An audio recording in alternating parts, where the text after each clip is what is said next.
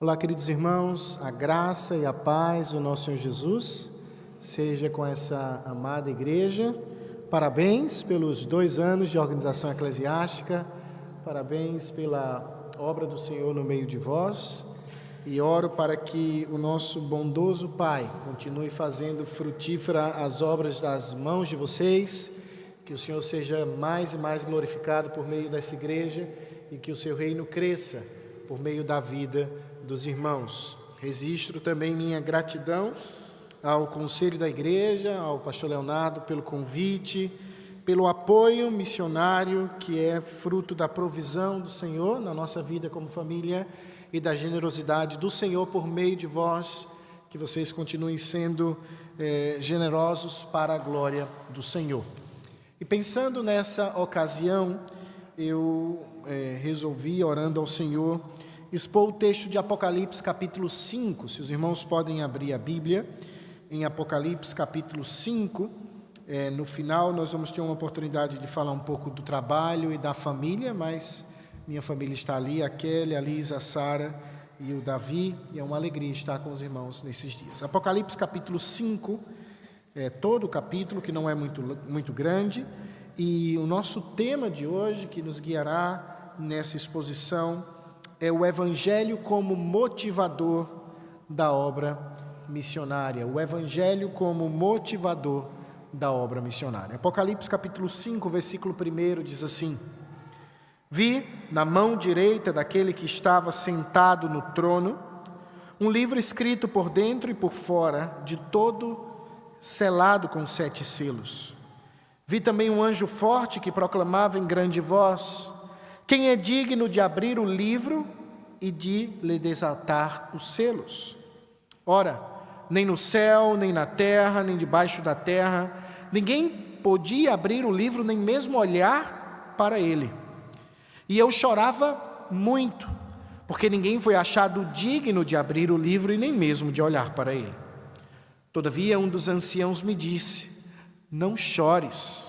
Eis que o leão da tribo de Judá, a raiz de Davi, venceu para abrir o livro e os seus 7 selos. Então vi no meio do trono e dos 4 seres viventes, e entre os anciãos, de pé, um cordeiro como tendo sido morto. Ele tinha 7 chifres, bem como 7 olhos, que são os 7 Espíritos de Deus, enviado por toda a terra. Veio, pois, e tomou o livro da mão direita daquele que estava sentado no trono. E quando tomou o livro, os 4 seres viventes e os 24 anciãos prostraram-se diante do Cordeiro, tendo cada um deles uma harpa e as taças de ouro cheias de incenso, que são as orações dos santos. E entoavam um novo cântico, dizendo: Digno és de tomar o livro e de abrir os selos, porque foste morto, e com teu sangue compraste para Deus os que procedem de toda tribo, língua, povo e nação. E para o nosso Deus os constituístes reino e sacerdote, e reinarão sobre a terra. Vi e ouvi uma voz de muitos anjos ao redor do trono, dos seres viventes e dos anciãos, cujo número era de milhões e milhões e milhares de milhares, e proclamando em grande voz: Digno é o Cordeiro que foi morto de receber o poder e riqueza e sabedoria e força e honra e glória e louvor. Então ouvi que toda criatura que há no céu e sobre a terra, debaixo da terra e sobre o mar, e tudo o que neles há, estavam dizendo: Aquele que está sentado no trono e ao Cordeiro, seja o louvor e a honra e a glória e o domínio pelos séculos dos séculos.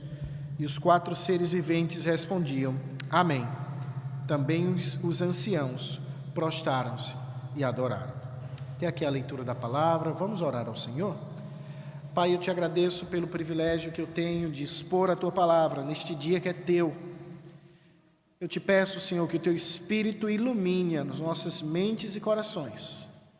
Eu te peço que aqueles que não te amam hoje possam te amar, ter os seus olhos abertos à beleza do Evangelho. E aqueles que já te amamos, Senhor, possamos amar ao Senhor ainda mais e viver para a tua glória. Assim que te peço em nome de Jesus. Amém. Antes de voltar ao texto, eu gostaria de introduzir o nosso tema, o Evangelho como motivador da obra missionária. É a primeira lei de Newton, não sei quantos de exatas estão por aqui, quantos gostam de matemática e física, não é o meu caso, eu sempre fui da área de letras, mas a primeira lei de Newton, também conhecido como o princípio da inércia, afirma que todo corpo permanece em seu estado de repouso ou inércia até que uma força seja aplicada sobre ele. Falando em bom português, crianças, nós temos crianças hoje aqui. Se você tem uma bola de futebol e a bola está parada, ela vai se mover sozinha? Ela não vai se mover sozinha. Alguém tem que chutar a bola. Agora, quando alguém chuta a bola, o que acontece? A bola anda. Isso é a lei da física sendo explicada. Um objeto permanece imóvel até que uma força seja aplicada sobre ela. Mesmo que a lei de Newton seja aplicada à física, podemos metaforizá-la e aplicá-la aos aspectos mais profundos da nossa vida. Usando uma linguagem mais teológica, devemos recordar que toda ação é fruto de uma motivação prévia. Da mesma maneira que o objeto só se move por meio de uma força externa, nós só nos movemos por meio de uma motivação que nos precede. Na verdade, que a verdade da Escritura coloca mais ênfase nas motivações que nas próprias ações, não porque elas sejam desnecessárias, mas porque uma ação correta, tendo uma motivação incorreta, é de fato uma ação incorreta, mesmo que aparentemente para todos seja uma ação correta. Pensando dentro dessa perspectiva, eu gostaria de pensar o que é que nos tem motivado como igreja a nos envolver na obra missionária. Infelizmente, como tudo na vida, podemos nos envolver na missão de Deus, que é bela e clara por natureza, de maneiras equivocadas e por motivações equivocadas.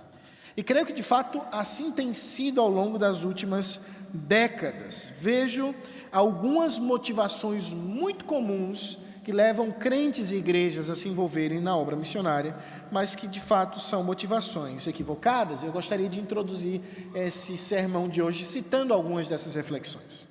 Por exemplo, alguns se envolvem na obra missionária por romanticismo. Algumas pessoas leem biografias missionárias, histórias extraordinárias que todos nós gostamos de ler, e nós vamos e nos envolvemos com a obra missionária, pensando que a obra missionária é esse conto lindo de romantismos missionários, e a gente vai para o campo e a gente se frustra, porque, como o próprio nome diz, o extraordinário não acontece todo dia. Extraordinário é algo que foge do ordinário. Todas as vezes que eu leio biografias missionárias, eu vejo grandes momentos da história desses homens, eu tenho que me lembrar que isso aconteceu em meio a uma rotina diária, muitas vezes de frustrações, de dificuldades, mas muitos estão se envolvendo com esse romanticismo missionário. Alguns se envolvem por status, isso também é uma motivação equivocada. Se envolvem na obra missionária para ter uma aura de piedade e de alguma maneira existe uma lenda urbana que se envolver com missões é algo mais santo do que se envolver com outras áreas da igreja. E aí alguns veem até missionários como seres quase semi-angelicais. E eu te digo uma coisa, pergunte à minha esposa que você vai ver que eu não sou um semi-angelical. Eu não estou voando, eu toco no chão, eu peco, eu sou como os irmãos aqui na minha frente. Só que Deus me envolveu a trabalhar, Deus me chamou para trabalhar numa área específica do reino, que é a obra missionária. Mas alguns se envolvem por isso, outros se envolvem para ser visto pelos homens. Na era do Instagram e da internet, isso é muito comum. Ontem o pastor Leonardo nos levou ali ao final de uma praia que pega o rio, e enquanto as crianças estavam vendo o mar, eu sou de cidade de praia, eu estava com saudade do mar, fazia uns 8, 9 meses que eu não via praia, e a gente foi lá, e enquanto Kelly e as crianças, no frio que estava, mas estava tranquilo na verdade, ali na praia, tinha uma moça tentando fazer um vídeo do Instagram, ou do TikTok, ou de alguma coisa. Ela ficava pulando para cima e para baixo, para ver se pegava a hora da foto. E eu vendo aquela cena, eu falei, gente, hoje a gente não desfruta mais das coisas. A gente quer ser visto pelos homens. Mas isso também acontece no envolvimento da igreja na obra missionária. Eu faço e é com o celular na mão mostrando que eu estou fazendo. Olha, eu estou fazendo para que as pessoas possam nos ver. Outros fazem por demanda e necessidade. Eu me envolvo com a obra missionária porque isso é necessário, é verdade. Mas eu posso te dizer uma coisa, sempre vai ter um lugar com uma necessidade pior do que o lugar que você está. Então, se você é movido por demanda e necessidade, você sempre vai ser infeliz. Porque você sempre vai estar pensando, poxa, tem um lugar pior para eu ir. E aí você chega nesse lugar pior e você pensa o quê? Tem outro lugar mais difícil para eu ir. E você acaba se frustrando. Essa lista certamente seria mais extensa. Você mesmo pode pensar em algumas motivações equivocadas agora mesmo. No entanto, eu gostaria de focar mais no motivo correto nessa manhã. Sim, existe uma força que, segundo a lógica de Newton, quando aplicada sobre a igreja, lhe move a ser uma igreja missionária. Sendo assim, eu me proponho a defender uma tese, um ponto muito claro nesse domingo de manhã. É que o evangelho é o motivador da igreja a um correto envolvimento na obra missionária. E pretendo fazê-lo à luz da exposição de Apocalipse, capítulo 5. O contexto de Apocalipse, capítulo 5, talvez não seja conhecido de todos os irmãos, então eu gostaria de gastar um tempo explicando o contexto dessa passagem. O livro de Apocalipse é o último livro escrito no Novo Testamento, não só na sua posição canônica, mas em termos de data. É um livro que foi escrito quase na década de 90 depois de Cristo. Ele é escrito em um contexto de extrema oposição à Igreja de Cristo. Nesse momento, não só os judeus, mas o próprio Estado já estava contra a Igreja de Cristo, e o apóstolo João estava como um preso político exilado numa ilha chamada Ilha de Patmos, e é naquela ilha onde ele tem uma visão do Cristo ressuscitado, e ele descreve essa visão por meio do livro que chegou às nossas mãos, como o livro de Apocalipse. Na verdade, a palavra grega Apocalipse significa exatamente esse revelar-se de Deus ao seu povo. É um livro extremamente simbólico, ele é escrito em uma linguagem conhecido como linguagem apocalíptica, que não é só tipicamente neotestamentário. Nós temos passagens do Antigo Testamento que são escritas nesse gênero literário, que é o gênero apocalíptico. É um livro extremamente simbólico e não deve ser lido de maneira literal nos seus símbolos. E esses símbolos são explicados. Crianças, pense que você está num lugar e você quer se comunicar com o seu amigo que está em outro lugar, mas você não quer que determinadas pessoas saibam. Aí o que é que você faz? Você escreve por meio de símbolos. Você escreve de uma maneira que nem todo mundo vai saber, mas aquele seu amigo vai saber. É isso que João faz. Ele escreve por meio de linguagem que a igreja conhecia, mas os romanos não conheciam. O problema é que 2000 anos depois, muita dessa linguagem nós também não conhecemos. E aí quando a gente começa a ver besta, dragões, prostitutas e um monte de coisa, bestas que saem do mar, da terra, a gente fica meio que confuso. Existem várias linhas de interpretação do livro de Apocalipse, mas sem entrar em debates pré-milenistas, amilenistas, pós-milenistas, eu queria eu compreendo o livro de Apocalipse como sendo uma série de paralelismos progressivos, ou seja, existem várias cenas ou várias visões, 7 no geral, que elas cobrem o mesmo período da história, ou seja, desde a primeira vinda até a segunda vinda de Cristo, mas isso vai sendo intensificado à medida em que o livro ocorre. O primeiro bloco é o bloco do capítulo 1 ao capítulo 3, talvez o mais fácil deles, porque é o com menos visão e símbolos. É o momento em que, primeiramente, João vê Cristo sendo exaltado no meio das 7 igrejas, o Cristo já ressuscitado, e ele pede a João que escreva cartas às 7 igrejas da Ásia Menor, e essas 7 igrejas são descritas no capítulo 2 e no capítulo 3.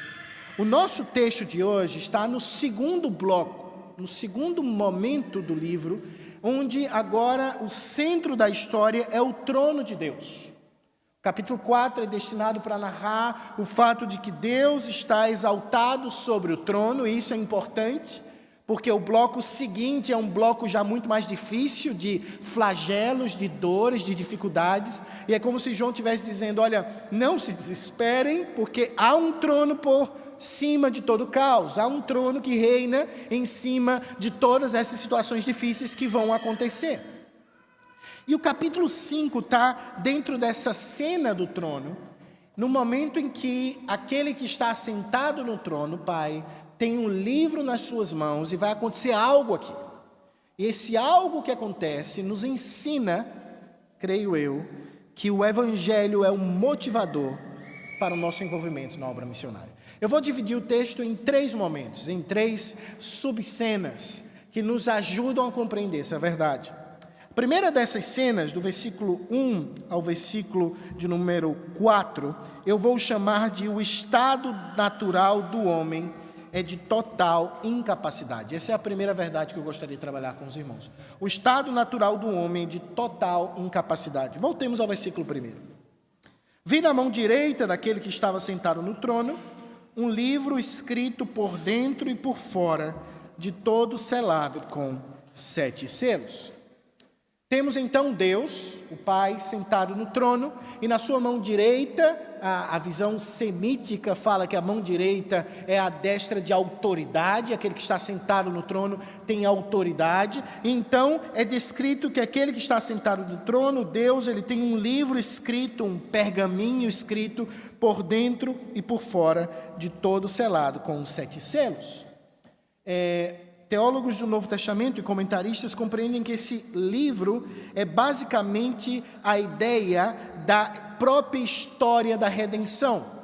O fato desse livro estar selado significa que ele é uma mensagem completa, concluída, inalterável. O fato dele estar escrito por dentro e por fora indica que ele é pleno e completo em seu sentido. E o fato dele estar na destra de Deus indica que o Pai tem autoridade e direito sobre esse livro. Então a cena, portanto, é de Deus tendo domínio sobre a história da redenção, a história da salvação. E é nesse contexto, então, que uma voz ecoa no meio de todo o universo. No versículo 2, o texto diz que se ouve uma voz de um anjo muito forte. Crianças, não sei como é que você pensa nessa voz, mas eu penso numa voz, assim, bem poderosa. Então, rapaz, eu estou impressionado, tem um santo aqui na frente. Desde hoje eu estou olhando para esse santo pequenino, ele preste atenção no que eu estou falando. Isso é uma manifestação da graça visível de Deus. Se você não viu a graça visível de Deus, olhe para esse menininho que está aqui na minha direita. Então veio uma voz forte de um anjo. E o que é que esse anjo dizia? Esse anjo dizia: quem é digno de abrir o livro e de desatar os selos? Notem que a ênfase do texto está na dignidade para abrir o livro. O texto não diz quem pode, o texto não diz quem quer, mas o anjo diz quem é digno de abrir o livro e de desatar os selos. Abrir o livro e desatar os selos era ter direito sobre o livro e sobre sua mensagem. Nesse contexto, é se apropriar e ter direito e ter autoridade sobre a própria história da redenção, sobre a história da nossa salvação. E aí o versículo 3 nos ensina que o estado natural do homem é de total incapacidade, porque o texto diz: nem no céu, nem na terra, nem debaixo da terra, ninguém pôde abrir o livro, nem mesmo olhar para ele. Querido, em todo o cosmos, em toda a criação, não existia nenhum homem, nenhuma mulher, nenhuma criança, nenhum idoso, nenhum anjo, nenhum arcanjo, nenhum ser criado por Deus no mundo material ou no mundo imaterial que fosse digno de abrir o livro e nem mesmo de olhar para esse livro. O que aprendemos aqui é que não existe em nós mesmos capacidade de resolver o nosso próprio problema e o destino da nossa própria alma. O homem não salva ele mesmo. Isso é um princípio básico do Evangelho, e é algo que a nossa sociedade combate plenamente. Hoje em dia nos é ensinado aos nossos filhos que eles podem ser tudo que eles querem ser. Nos é dito diariamente que nós somos capazes, e o Evangelho diz algo que nós não gostamos de ouvir, mas é uma verdade que todos nós sabemos no nosso coração, é que nós não somos capazes. Eu não sei se você já se sentiu extremamente incapaz diante de alguma coisa. Se você é pai, você já se sentiu incapaz diante de alguma coisa. Você olha para os seus filhos em um momento da história deles e você sabe que você não pode fazer, você é incapaz de colocar na cabeça dele. Você se sente frustrado. Na nossa salvação é da mesma maneira. Talvez você esteja aqui essa manhã e você tenta mostrar a você mesmo que você é capaz. Você tenta fazer rituais religiosos, você tenta manter a sua alma junto a Deus, mas diariamente, de tempos em tempos, vem a verdade que você não pode, você é incapaz. Isso é muito triste, ao ponto que no versículo 4 o texto diz: e eu chorava muito, porque ninguém foi achado digno de abrir o livro e nem mesmo de olhar para ele. Queridos, diante da incapacidade humana em prover salvação para ele mesmo, João chora. João chora porque ele sabe que se o livro permanece nas mãos daquele que se senta no trono, e o homem é pecador e Deus é santo, o nosso destino estaria fadado a uma eternidade sem Deus, de sofrimento, de problemas, de ira, de juízo. E João chora. João chora porque João se vê incapaz de salvar a ele mesmo. João não consegue. Crianças, quando vocês estão no colégio e a professora pede para vocês fazerem aquela tarefa, não sei como é que se chama aqui em Portugal, lá na Espanha chama ficha. Você tem que fazer o seu desenhinho lá. E às vezes você não consegue, né? Às vezes não dá para pintar dentro do desenho. Às vezes pinta fora. E se vocês são que nem minhas filhas, minha filha quando pinta fora, ela está me escutando ali, ela fica com raiva dela mesma. Ela começa a chorar. Por quê? Porque ela sabe que ela não consegue. Ela olha para mim e diz: papai, eu não consigo. Ah, sim, quando a gente quer salvar a gente mesmo. A gente não consegue. A gente é incapaz. E na verdade a resposta natural a isso é chorar.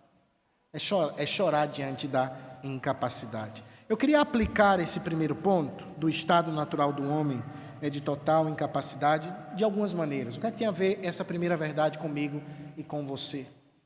Primeiro, eu aprendo aqui que devemos nos envolver com a obra missionária, porque o homem, em seu estado natural, é incapaz de salvar-se a si mesmo. Na história e no plano redentor de Deus, Deus envia mensageiros a anunciar a incapacidade do homem e a solução de Deus a essa incapacidade. Ninguém chega a ter um encontro com Cristo só com Ele mesmo. O homem é incapaz. Nenhum homem na terra, seja o catedrático de uma universidade europeia ou o mais humilde campesino nas mais remotas pradarias da Ásia, é incapaz de salvar-se a si mesmo. A intelectualidade do homem moderno não pode salvá-lo dele mesmo. As práticas animistas dos povos tribais não podem salvar a ele mesmo. A sua autoconfiança na sua performance pessoal não pode salvar a ti mesmo. Os seus falsos ídolos não podem salvar-te a ti mesmo. Sem Cristo não há esperança de salvação. E se isso é verdade, nós devemos nos envolver na obra missionária. Porque nós precisamos dar uma força sobre um objeto inerte, que se continua inerte, o resultado é a perdição eterna. Talvez você tenha chegado a essa igreja hoje pela manhã, mas você não é cristão. Você está aqui porque você foi convidado por um amigo, por uma amiga. Talvez você goste de determinada espiritualidade, ou mesmo você se interessa por algum tema bíblico, mas no fundo do seu coração você pensa que vive uma vida digna, merecedora, e de alguma maneira, se existe um Deus lá em cima, Ele vai ter que salvar você, porque você é bonito, bom e você faz as coisas corretamente. Tenho de ser sincero com você nesse momento. Tenho que dizer a você que nem eu e nem você somos dignos. que nem eu e nem você somos merecedores, que nem eu e nem você somos capazes. O nosso coração está doente e com uma doença infecciosa que nenhum remédio humano pode curar. Pecado, meu amigo, é uma realidade para todos. É uma realidade para mim, para você. Mas eu te peço um pouquinho mais de paciência. Que no desenvolver do texto, você vai ver que ainda há esperança para mim e para você. O choro de João, e a última implicação desse primeiro ponto, é paradigmamente o choro de todo povo, tribo, língua e nação. Cada coração sem Cristo, cada coração de cada tribo, de cada povo, de cada língua, de cada nação, chora sem Cristo. É verdade que devido aos inumeráveis enganos do pecado, muitos vivem a ilusão da autossuficiência. No entanto, posso afirmar sem dúvida que o seu estado real não é esse maquiado pelas redes sociais. Aquele estado real, aquele estado que você que me ouve nessa manhã sabe que é o seu estado quando você deita a cabeça no seu travesseiro num dia longo de trabalho e lá, sem câmera, sem Instagram, sem filtro, sem TikTok, sem nada disso. Aquele lá diz para você que você sem Cristo não pode. O seu estado natural, portanto, é de choro e desesperança.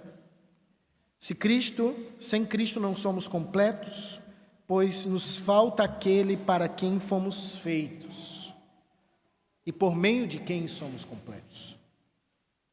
Então, o Evangelho é o motivador da obra missionária, primeiro, por causa dessa primeira verdade. A verdade de que o estado natural do homem é um estado de total incapacidade, de total indignidade. Segunda verdade que a gente aprende é que o Evangelho é a resposta divina, graciosa, ante este estado deplorável. O Evangelho é esta resposta divina, graciosa, ante este estado deplorável.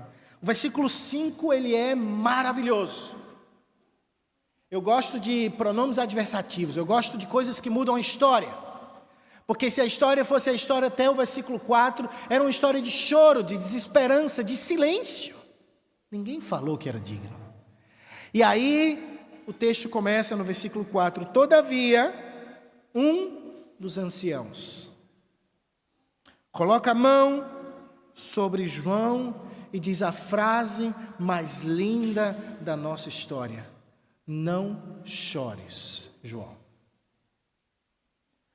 porque o leão da tribo de Judá, a raiz de Davi, ele venceu, ele é digno de pegar o livro e de desatar os selos. No livro de Apocalipse nós temos alguns símbolos, um deles, o mais conhecido, são os 24 anciãos.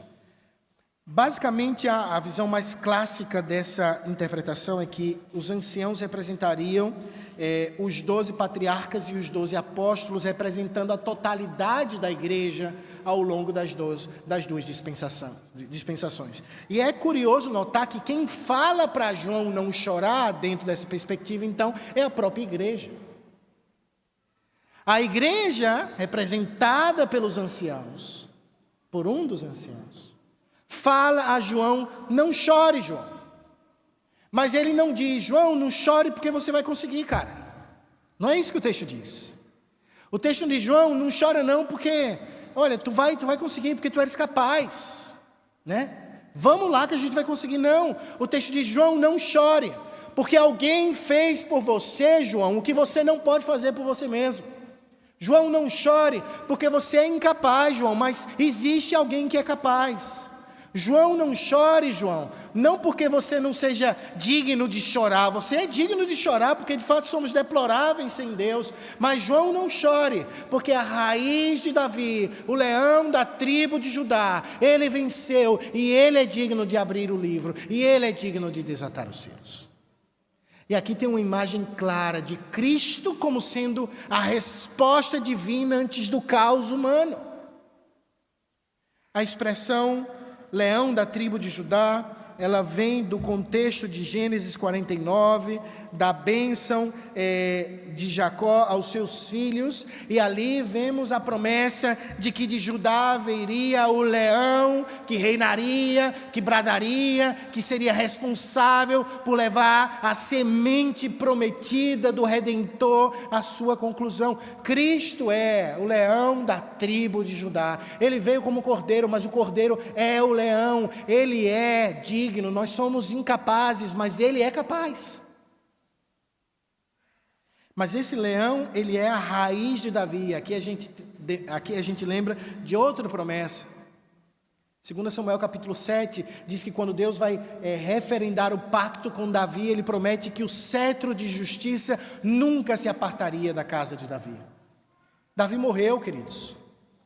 Os filhos de Davi não reinavam mais quando Jesus veio. Mas Jesus é a raiz de Davi. Jesus é o filho de Davi, que é o Senhor de Davi, como vai dizer o Salmo. E ele reina por todo sempre. E o texto diz, olha, ele venceu para abrir o livro e os seus selos. Ele é digno, porque ele venceu. E como ele venceu? O texto diz assim, então vi, versículo 6, no meio do trono e dos 4 seres viventes, e entre os anciãos, de pé, um cordeiro, como tendo sido morto. Ele tinha 7 chifres, bem como 7 olhos, que são os 7 Espíritos de Deus enviados por toda a terra. Ele venceu morrendo. Ele venceu se entregando. Ele venceu pagando o preço do nosso pecado, que era um preço de sangue, era um preço terrível, era um preço caríssimo, preço que nenhum dinheiro nesse mundo pode pagar, preço que nenhuma performance religiosa pode pagar, preço que nenhum conhecimento, nenhum título universitário pode dar, preço que nenhuma prática misteriosa e mística pode manipular. O preço era o sangue puro do Cordeiro de Deus que quita o pecado do mundo.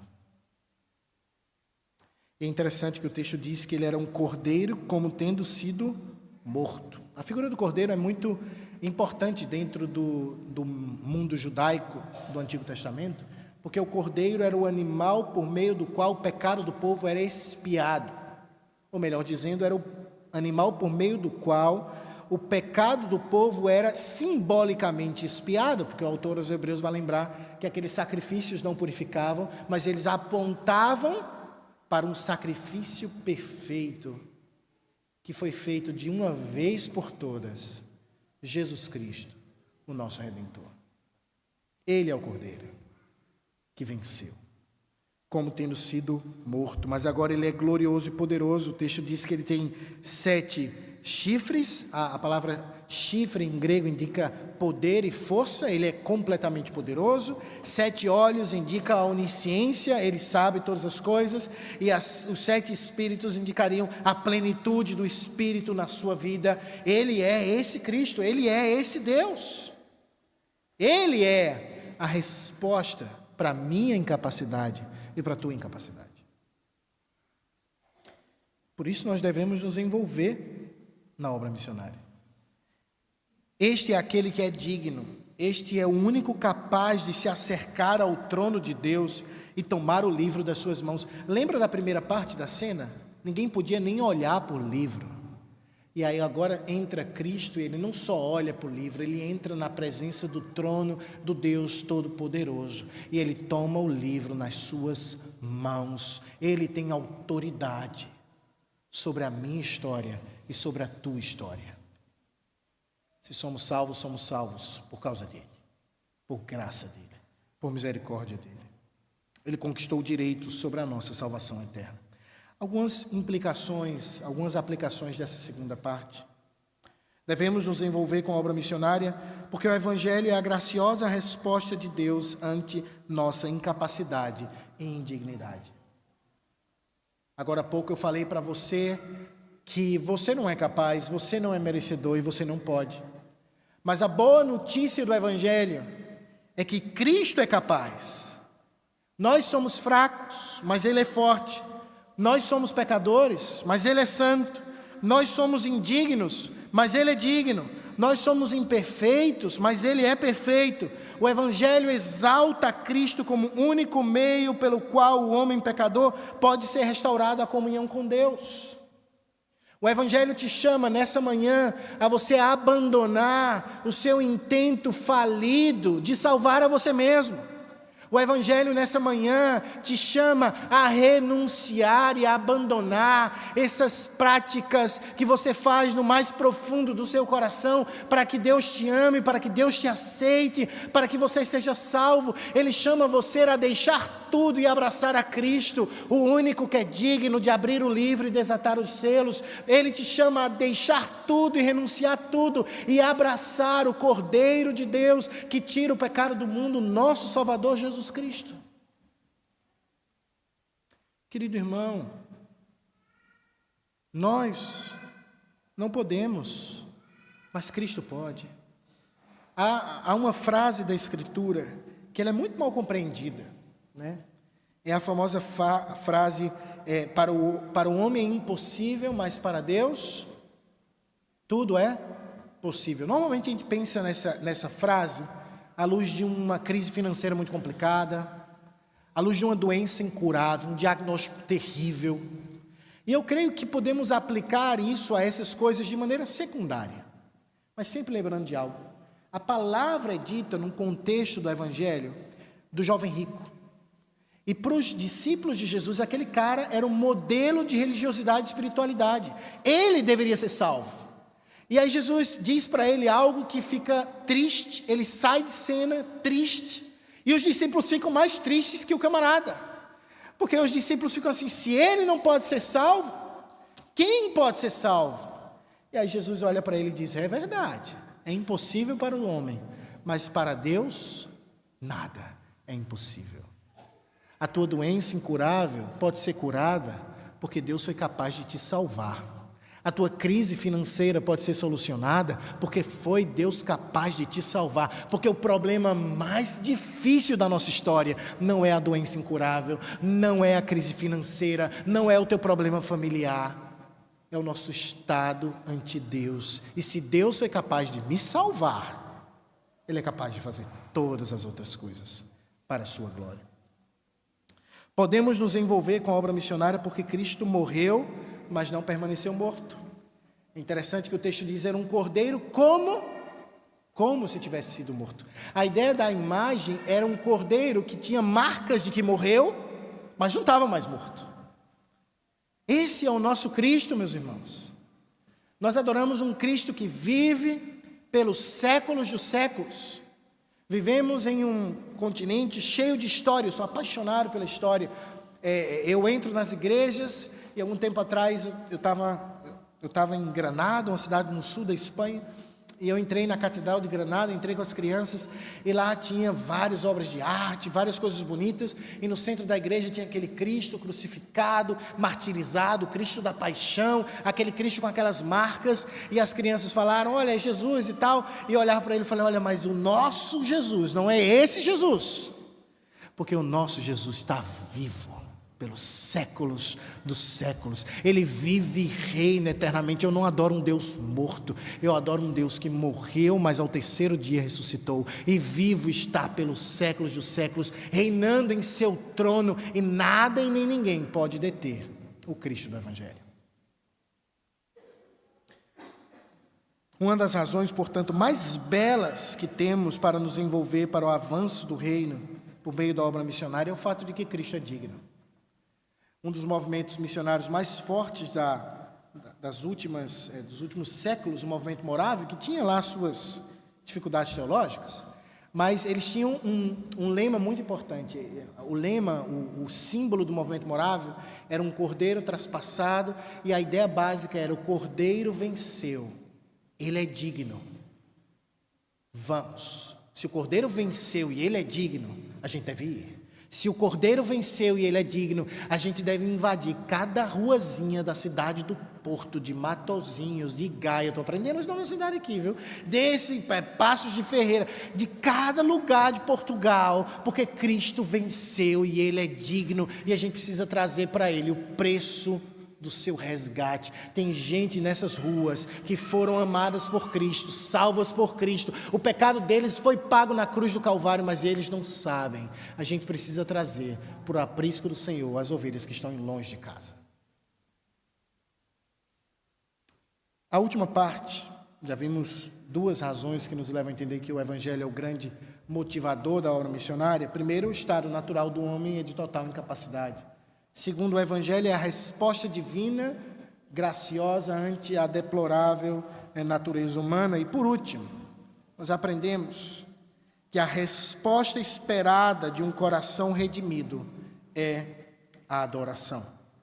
A resposta esperada de um coração redimido é a adoração. Note a partir do versículo 7. Veio, pois, e tomou o livro da mão direita daquele que estava sentado no trono.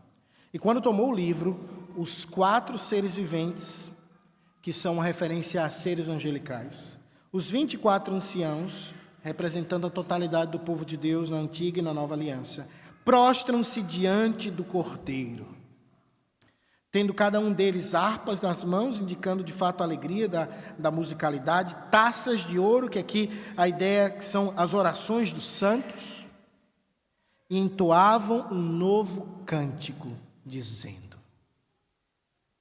Quando o Cordeiro toma o livro, o universo irrompe em glória. Quando o Cordeiro toma o livro, há adoração, há exultação, há alegria. E na verdade a cena ela parte desde o trono e ela vai se expandindo. Vocês vão dizer que nós temos 3 cânticos, ou pelo menos 3 estrofes desse cântico. E elas são cantadas desde aqueles que estão mais próximos do trono, àqueles que estão mais longe, né? Como se o conselho começasse a cantar aqui mais perto, depois o pessoal do meio começa a cantar também, e depois o pessoal do fundo começa a cantar também. Primeira canção, a partir do verso 9, a primeira estrofe. Então entoavam um novo cântico, dizendo: digno és de tomar o livro, de abrir os selos, porque foste morto, e com teu sangue compraste para Deus os que procedem de toda tribo, língua, povo e nação, e para o nosso Deus os constituíste reino e sacerdote, e reinarão sobre a terra. A primeira estrofe enfatiza a dignidade do Cordeiro. Digno és de tomar o livro. Lembrem-se que nos versos iniciais a ênfase era na indignidade de abrir o livro, de olhar para ele. É muito interessante que os primeiros versículos são silenciosos. Quando o anjo pergunta, ninguém responde. Mas Deus é capaz de transformar silêncios e choro em alegria, júbilo e exaltação em adoração. Que o povo começa a cantar. E eles começam a dizer: digno és de tomar o livro, digno és de abrir os selos.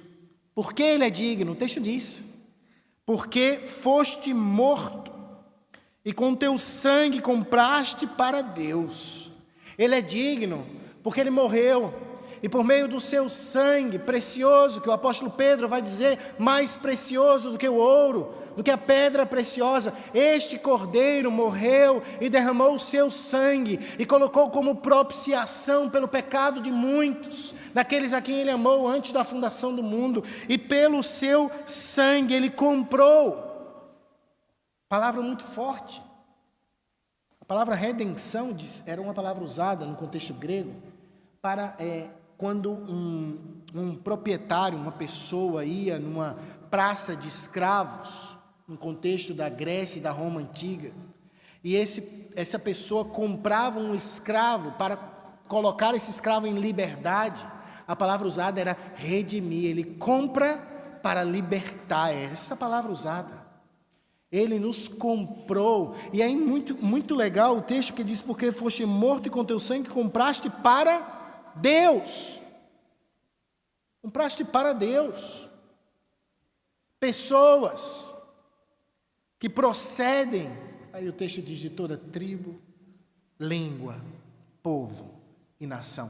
Esse é das frases repetitivas no livro de Apocalipse, mas na verdade desde o Antigo Testamento essa frase se repete, Salmo 67 e outras vezes essa frase, esse quádruple descrição se repete.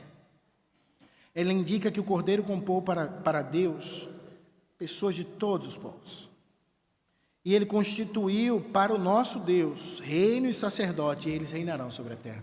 Nós, como diz o apóstolo Paulo, que não éramos nem povo, fomos feitos povo, reino, sacerdotes, e reinaremos por todo sempre com Cristo nosso Senhor.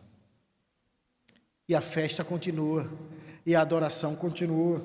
O texto diz, e vi uma voz de muitos anjos. Aí agora não é mais só os 4 seres viventes, não é mais só a igreja redimida, os 24 anciãos, mas vi muitos anjos ao redor do trono, cujo número era de milhões, milhares de milhares, proclamando em grande voz, digno é o Cordeiro que foi morto, de receber. Agora não é simplesmente exaltada a sua dignidade, mas fala da responsabilidade que aqueles que foram redimidos têm de dar. Ele é digno de receber de mim e de você. O quê? Poder, riqueza, sabedoria, força, glória e louvor. Em meio a uma geração extremamente focada em receber, nós somos chamados a dar. O Evangelho não é um supermercado da fé quando você está triste. O Evangelho e a igreja não é um lugar que você vai para receber da divindade coisas para alegrar o teu pobre coração. O Evangelho é ser amado por um Deus santo, Salvador, que tudo pode, tudo é, e que em sua graça te salva, e que te chama a dar, e dar a Ele honra, força, glória, louvor, sabedoria, pelos séculos dos séculos. O que é que você tem dado para Deus, meu querido? Aonde você tem gasto a tua vida? Aonde você tem dado a sua sabedoria, a sua inteligência, a tua saúde, o teu vigor? Foi Deus que te deu. E onde estamos gastando isso? É muito curioso que Deus usa quem Ele quer e como Ele quer para fazer coisas grandiosas. Na história do movimento missionário, existe um jovem que ele nunca foi muito bem sucedido no campo, mas ele foi extremamente usado por Deus depois que ele morreu. Esse jovem se chamava David Brainerd. Ele quase que se casou com a filha do Jonathan Edwards. Esse jovem puritano, no século XVIII, início do século XVIII, ele foi missionário entre os indígenas. E ele morreu com menos de 30 anos. E ele escreveu um diário. E o seu quase sogro, muito famoso, Jonathan Edwards, edita esse livro e publica esse livro depois da sua morte. E esse livrinho, Diário de David Brainerd, temos ele em português, editado pela editora Fiel. Diário de David Brainerd. Esse livrinho foi um dos grandes responsáveis pelo surgimento do movimento missionário moderno com William Carey e Companhia Limitada. Todos aqueles missionários levavam o Diário de Brainerd no seu braço. Por quê? Porque viam nele um exemplo de uma vida que foi gasta, e até a imagem da vela que se gasta era usada para descrever Brainerd. Ele foi queimado para Deus. Digno é o Cordeiro de receber. O que é que nós estamos dando para Ele? Crianças, o que é que você já deu para Jesus? O que é que você já fez por Jesus? Pense naquilo que você gosta muito. Será que você era capaz de dar aquele brinquedo que você gosta muito para Jesus? Será que você era capaz de dar aquilo que você gosta tanto para Jesus? É difícil, né? Mas eu quero dizer para você que Jesus é digno. Ele vale a pena de você dar para Ele aquele brinquedo que você tem. Porque Ele é merecedor de ter o nosso melhor. Aquilo que a gente tem de melhor. Não tão pequenos, eu aprendi, né? Tem os miúdos e tem os graúdos. Estou aprendendo já de Portugal. Os graúdos. O que é que você tem dado para Deus? Aquele brinquedinho que não é tão infantil, mas bastante tecnológico que você tem, será que você é capaz de dar ele para Jesus? Será que você é capaz de dar o melhor que você tem para Jesus? Mamães, eu olhei para minha esposa ali e lembrei. O melhor que minha esposa tem são os filhos dela, não é o marido não, são os filhos. Ela ama demais esses meninos. E eu te pergunto, será que você é capaz de dar os seus filhos para Jesus? Será que você é capaz de dar o melhor de você para Jesus? E a festa continua, e a última estrofe diz assim, versículo 13: Então ouvi que toda criatura que há no céu, sobre a terra, debaixo da terra e sobre o mar, e tudo que neles há, estavam dizendo: aquele que está assentado no trono e ao Cordeiro sejam louvor, honra, glória, domínio pelos séculos dos séculos. E os 4 seres viventes respondiam: amém. Também os anciãos prostraram-se e adoraram. Toda criatura, não só mais a igreja, não só mais os anjos, mas toda criatura, adorando ao Cordeiro de Deus, que tira o pecado do mundo. As últimas aplicações, queridos. Devemos nos envolver com o avanço do reino por meio da obra missionária, porque Cristo espera a adoração. Foi o John Piper, mais na atualidade, apesar que ele bebe essa ideia de missiólogos mais antigos, mas o John Piper, num livro chamado Alegrem-se os Povos, ele diz de uma maneira muito clara, como normalmente ele faz, que a missão existe porque não existe adoração. A missão existe porque não existe adoração. Então existe um imperativo doxológico de adoração na nossa missão. Nós somos mandados e enviados aí porque Cristo é digno de ser adorado. Não há nada melhor de ver lábios que não louvavam a Cristo louvando a Cristo. Línguas, imagina, um missionário trabalhando num contexto indígena, traduzindo a Bíblia, e tem um primeiro convertido, e foi a primeira vez na história da humanidade que naquela língua Jesus foi adorado. Deus nos dá esse privilégio, querido. John Piper afirma: missão é a nossa maneira de dizer: a alegria de conhecer a Cristo não é um privilégio privado, ou tribal, ou nacional, ou étnico. É para todos. E é por isso que nós vamos. Porque já experimentamos a alegria de adorar a Jesus. E queremos que todas as famílias da terra sejam incluídas nessa alegria que é adorar a Cristo. Você gosta de estar aqui? Você gosta de adorar a Jesus com os teus irmãos? Existem pessoas que não podem fazer isso, porque elas não conhecem uma razão que seja capaz de levá-las a fazer isso.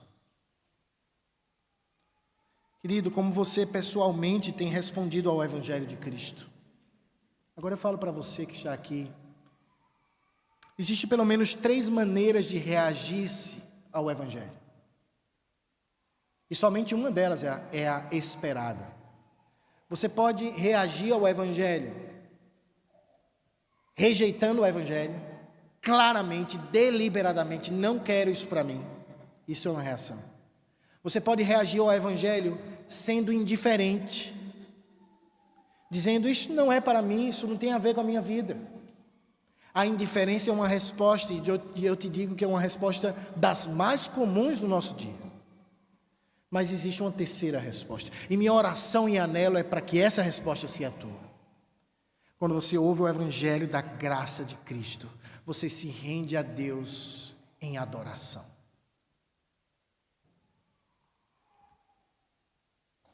Foi Agostinho de Hipona que disse que inquieto está o meu coração, até em ti encontrar descanso, Deus meu e Redentor meu. Talvez o teu coração nessa manhã esteja extremamente perturbado, porque você não tem descanso para a tua alma. E você tenta de todas as formas possíveis e imagináveis buscar descanso para o teu próprio coração. Jesus disse que é deixando tudo e indo a Ele que você encontra descanso para o teu próprio coração. Eu te convido, por meio do Evangelho, a beber a água, que ao beber tu nunca vai voltar a ter sede. A comer o pão, do qual ao comer você nunca vai voltar a ter fome. Beba Cristo, coma de Cristo, desfrute de Cristo. Ele é o teu maior anelo e o teu maior desejo. Espero que você se volte a Cristo em adoração. Eu queria concluir, queridos, essa mensagem voltando à pergunta inicial. O que nos motiva a nos envolver mais ativamente na obra missionária? Qual é a força de Newton aplicada sobre a igreja, que às vezes está inerte, pode nos desafiar a fazer o nome de Cristo conhecido sobre todos os povos?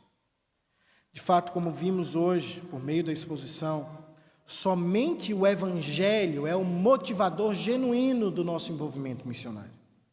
Por meio da exposição bíblica de hoje, aprendemos 3 verdades. A primeira verdade é que o estado natural do homem é de total incapacidade. Não podemos, não somos capazes. Aprendemos que o Evangelho é a resposta graciosa de Deus ante esse estado deplorável. Cristo pode, Cristo é digno, Ele é merecedor. E aprendemos que a resposta esperada de Deus é a adoração. E estes 3 fatores básicos que compõem o coração do Evangelho devem ser suficientes para o envolvimento correto do crente, da sua família e da sua igreja na obra missionária. Vocês são membros ou congregam em uma igreja que, com a graça de Deus, tem uma visão missionária. Mas eu vou além, eu te pergunto, qual é a tua visão missionária? Qual a implicação da tua família na obra missionária? Não terceirize privilégios. Desfrute dos privilégios. Esse privilégio é teu também, tanto quanto é da tua igreja. Talvez você esteja desanimado, talvez você não pense que seja necessário um envolvimento mais ativo no reino. Te peço que olhe para o Evangelho e seja por ele animado. Se você está com uma vida de evangelização estancada, olhe para o Evangelho e seja por ele animado. Se a tua visão missionária é pequena, olhe para o Evangelho e seja por ele animado, porque o Evangelho é capaz de nos mover ao cumprimento da missão e o desejo de ver Cristo exaltado e conhecido sobre todos os povos. E eu não poderia acabar sem chamar você a vir até Cristo. Não deixe para amanhã. Corra até Jesus e encontre nele anseio, anelo, plenitude, alegria, gozo, paz. Ele é o que o teu coração anela. A Bíblia diz: provai e vede que eu sou bom. Às vezes a gente lê esse salmo pensando que provar é colocar em prova, né? Eu gosto da versão em espanhol, é degustar, e essa é a ideia do texto, é ponha na boca e prove. Eu te desafio a provar de Cristo. E eu te prometo que nada nesse mundo te dará mais prazer e alegria do que o nosso Redentor. Ele é digno. Possamos ir. Pai, eu te agradeço pela tua palavra. Te agradeço por essa igreja, pela motivação a envolver-se na obra missionária que ela tem.